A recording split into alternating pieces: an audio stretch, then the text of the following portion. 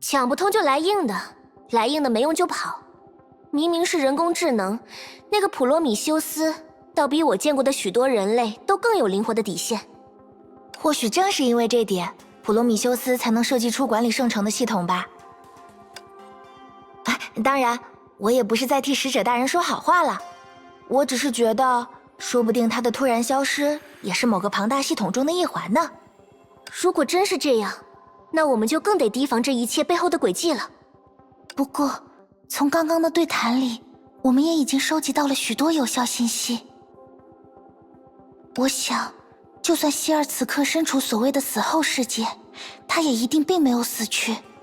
也许他陷入了沉睡，又或者和我们一样，正在努力寻找汇合的办法，就像在月球那时一样。尽管我目前还感受不到他，刚刚的话也并不是由细致的观察推导出的必定的结果，但我相信事情就是这样，就像他过去无数次相信我一样。那就以希尔的假设为前提思考吧。你们三人进入了与突预先设置的传送门，却最终踏上不同的路，进入了不同的世界。这样看来，那个死后的世界也本就是漂浮在量子之海中的另一个世界泡。因为某种未知的变化，它才与我们此刻所在的世界泡发生了纠缠，这便导致本该进入岩雪圣城的人，会因为某种原因迷失于两个世界泡的交集，进而误入死后的世界。绮罗前辈在意着什么事情吗？总之，这样看来，我们当务之急其实是找到死后世界的出入口，又或者借助某种媒介，与另一边的希尔先建立起联系再说。可这样一来，事情是不是又绕回了原点？毕竟普罗米修斯才是管理岩雪圣城的人，要是在我们进来之前确实发生过类似的纠缠，他肯定比其他人更清楚。大家也没必要总把目光放在一个人身上吧。相信那个世界存在的人，这里遍地都是。我们或许可以换一种思路，从居民们的身上收集信息。话虽没错，但挨家挨户的问也太浪费时间了。丽塔，你认识什么消息灵通的人吗？事先声明，不许说你自己哦。我才不会啦！说到底，高塔贤者的使者可并不只有一位。比如有这么一位隐士，身为使者，他和其他人不同，几乎整日闭门不出，只为撰写出一本能解喻圣城未来的诗集。解喻未来？那他所预见的未来会包括世界纠缠吗？这就不知道了。不过百闻不如一见，大家跟我来吧。说起来，他明明是隐士，又为什么要住在城区呢？这你就不懂了吧？古人说小隐隐灵叟，大隐隐巢室，就是得在这种闹哄哄的地方才更能磨练心性呀。说得对，和大家之前的表演一个道理嘛。但愿之后不会再有什么表演环节了。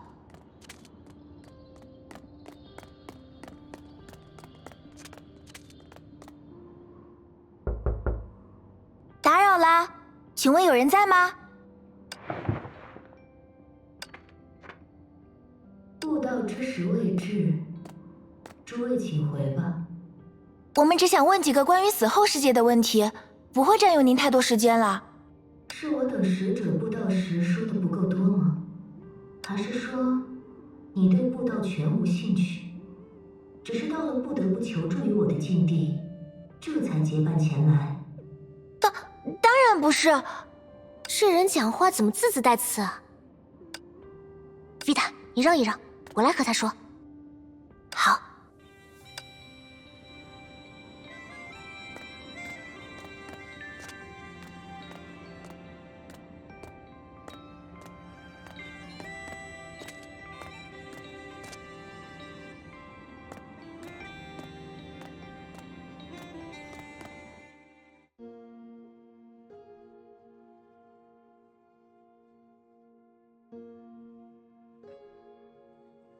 哎呀，您这话就说错了，恰恰是因为我们听过使者布道，对死后的世界产生了浓厚的兴趣，这才会来拜访您呀。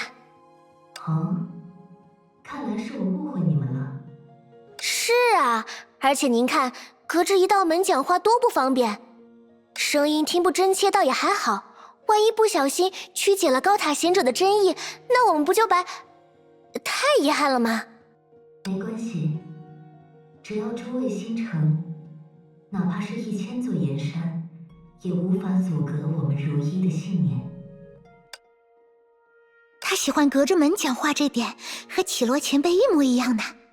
我那是迫不得已，这人摆明了是故意的。那我们就站在门外好了。所以，您现在愿意与我们分享更多关于死后世界的事情了吗？当然，我的朋友。不过在此之前，请让我先看一看你们的心吧。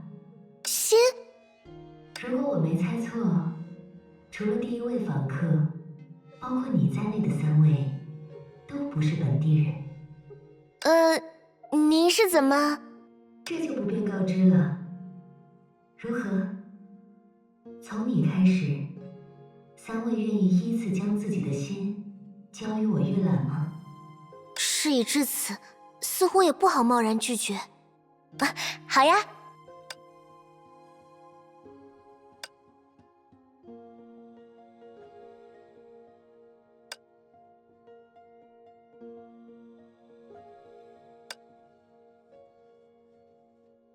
都过去10分钟了，他怎么还不讲话？而且明明隔着一道门，我为什么还是有一种被审视的……遗憾因憧憬而生，嫌恶自形似而起，矛盾在你心中徘徊，一如水中浮沉之盐。看得出来，你曾做过某件不受理之束缚，亦不讲天理人情之事，而且你拒绝承认此事的负面性，并自顾自地将其归因于他人。漫长的时间并未淡化你的介怀，反倒让你的嫌恶愈发深重。下次见面时，我定要让其重受我所经历的一切。尽管与对方并不熟识，你却依旧怀抱着这样的念头，行动至今。绮罗前辈，隐士大人说的应该不是真的吧？有一些挺准的，有一些就……准确与否并不重要，最重要的是你我之信念在此过程中得到的连接。您说的是，唯有心安神定，水才会归于澄净。我言尽于此。谢谢您的建议，我会好好考虑的。那么，第2位访客，你做好准备了吗？这么快啊！隐士大人，我该做什么好呢？请你像前1位访客一样，站在门前吧。好的。好紧张啊！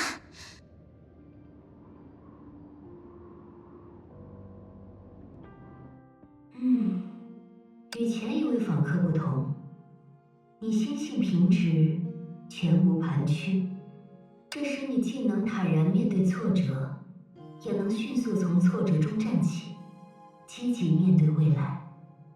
无论是在生活中，还是在工作上，你始终怀抱一颗勤勉之心，认真对待经手的每一件事，也因此收获了许多褒赞。虽然你目前还不能从容应对不擅长的事，但你坚信，只要愿意努力，就没什么是自己做不到的。太准了！爸爸妈妈都没你了解我。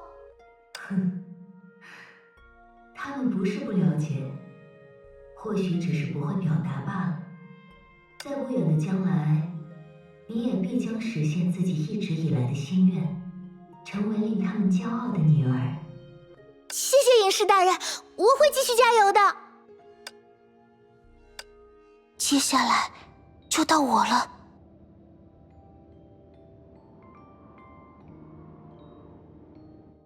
哦，是最后的，也最为殊异的访客。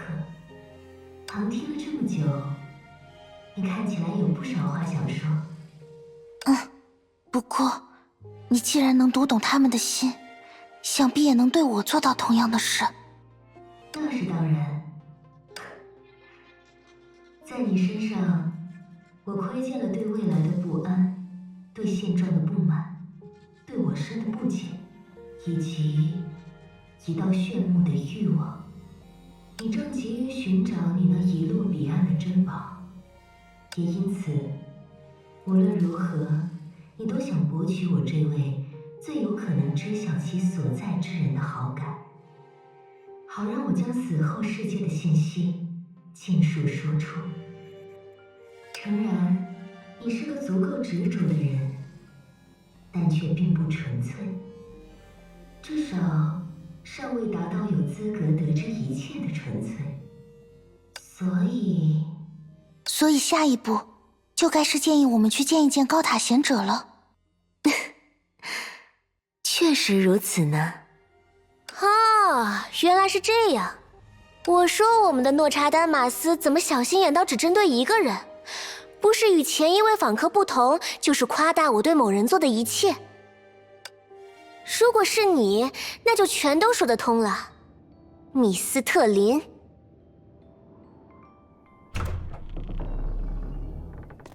好久不见，想不到绮罗小姐的口才越来越厉害了，也算是可喜可贺。米斯特林小姐不也是吗？明明只过去小半年，让人讨厌的能力却已真入化境。那个米斯特林，你应该不是真正的隐士吧？他呀，过段时间就会醒了，别担心。倒是你们，要是真想知道死后世界的事，还是和高塔贤者见一面会比较轻松哦。所以，你假扮隐士，就只是为了给出这条建议？如果你们相信我，决定自己去，那是再好不过。说到底，我只是突然想玩一回角色扮演罢了。这只是角色扮演吗？可你刚刚几乎全都说中了。他能说中，是因为他了解我们，所以他才故意没提维塔。但他应该也不认识我吧？想猜出初次见面之人的性格和经历，只要掌握一定技巧，谁都可以做到。而我不过是根据你最开始说的几句话，给了你一些含糊的能套在任何人身上的描述而已。谁没有一颗勤勉之心呢？在本正世界颇为流行的星座和占卜，几乎都是利用这种简单的话术来营造神秘的氛围。但把这种话术当作指路明灯，甚至以此框定未来的人，还真的有不少呢。不过，我对苏莎娜你说的最后一句话是真心的哦。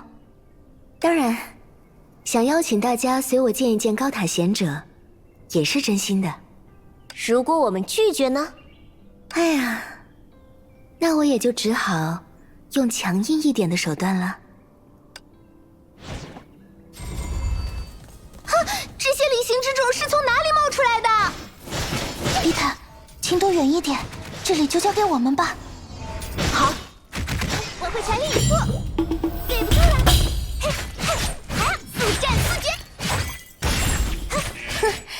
他嘴上说着邀请，却一而再再而三的戏耍我们，真是岂有此理！这难道就是书上说的鸿门宴？大家先专心解决眼前的敌人吧。咻咻！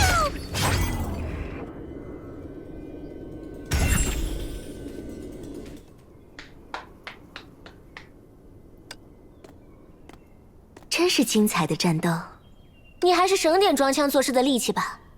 你和普罗米修斯，还有那个一直躲在塔里始终不肯露面的高塔贤者，究竟在谋划什么？之前谁都没有说过吗？我想想啊，如果你一定要让我在此时此刻做出解释，拯救世界，这个理由怎么样？可我们的世界不是好好的吗？碧塔小姐，我们真正想要拯救的是另一个世界，是那个你们深深相信并为之祈福着的死后世界。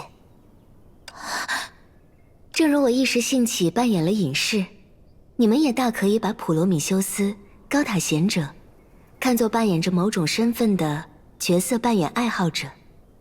而在我看来，像高塔贤者这样一个恪尽职守，每日都在思考如何拯救他人的人，又怎么可能是你们的敌人呢？你拯救世界？无论你们在计划什么，就算你刚才的说法出自真心，至少到目前为止，你们的所作所为都不具有任何说服力，反倒令人更加厌恶。当然，也有可能这只是因为我个人戴着有色眼镜而已。毕竟已经是个烟入味的演戏偶像了嘛，不戴个墨镜恐怕会得血盲症呀。怎么办？感觉完全插不上话呀。没关系，我相信绮罗前辈自有分寸，大概。你这不也是没底吗？厌恶吗？既然这样，你们可以去一趟圣城真正的边境。